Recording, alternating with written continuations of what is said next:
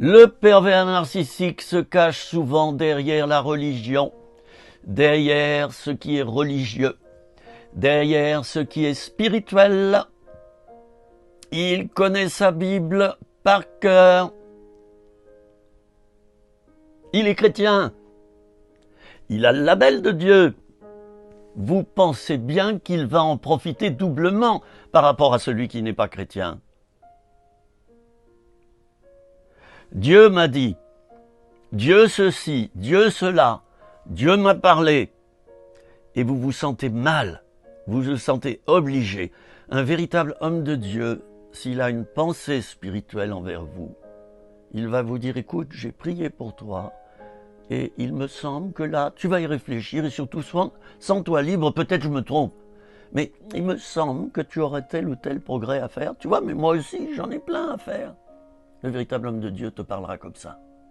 Le pervers narcissique, lui, d'abord, il se montre. Je vois certaines vidéos, excusez-moi, mais tout de suite je capte.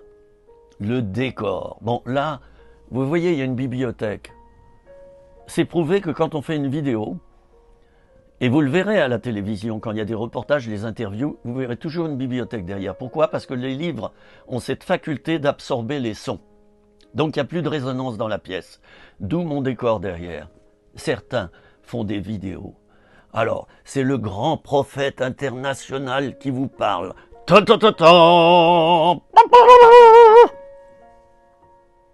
Je me moque pas, mais j'ai fait du théâtre quand j'étais jeune adulte. Et je sais imiter. J'imitais tous mes profs. Et lors du voyage de promotion, d'ailleurs, on a été 2 ou 3 sur la promotion à imiter tous nos profs. Et j'étais dedans. J'imitais le proviseur, l'ascenseur, le surveillant général, professeur de géographie, professeur d'anglais. Bon. Ah, le grand prophète international vous parle. Attention les amis, Dieu m'a parlé, moi. Retenez bien que le pervers narcissique ne fait que parler de lui. Ce qui l'intéresse, c'est lui, c'est pas vous.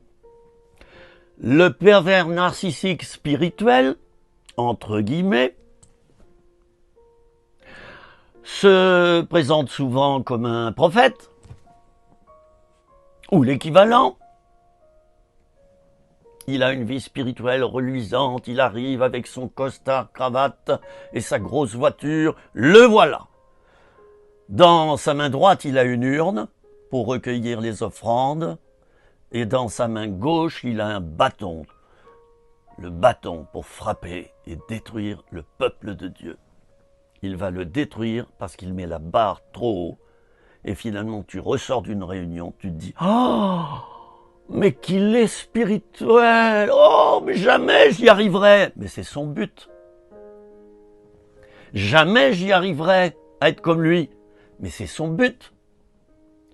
Son but, c'est d'épater la galerie. Il va utiliser sa prédication, ses dons de révélation, son habillement, des bâtiments, l'argent, donnez. Oh, le bon pervers narcissique que voilà, qui attire à lui, à sa vision, ma vision, mon point de vue. Dieu m'a parlé à moi. Dieu me bénit, moi.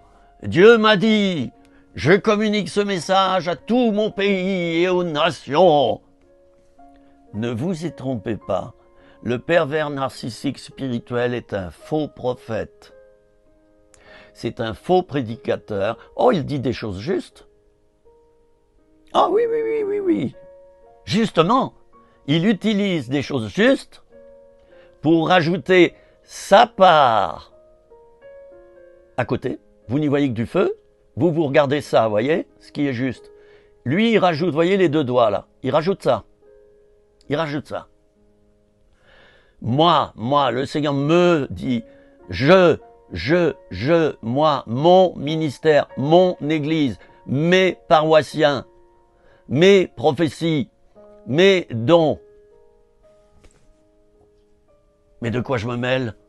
Est-ce que Jésus s'est montré comme ça? Chut, ne dites pas que je suis le Fils de Dieu. Les foules le suivaient, voulaient le faire roi, il se débinait, il fichait le camp. Jamais Jésus n'a utilisé sa fonction. Il était Dieu, il est Dieu. Jamais Jésus n'a fait comme ces faux prophètes, ces faux enseignants, ces pasteurs qui vous prennent de haut. Et je leur en veux pas, mais simplement j'avertis comme Jésus le faisait.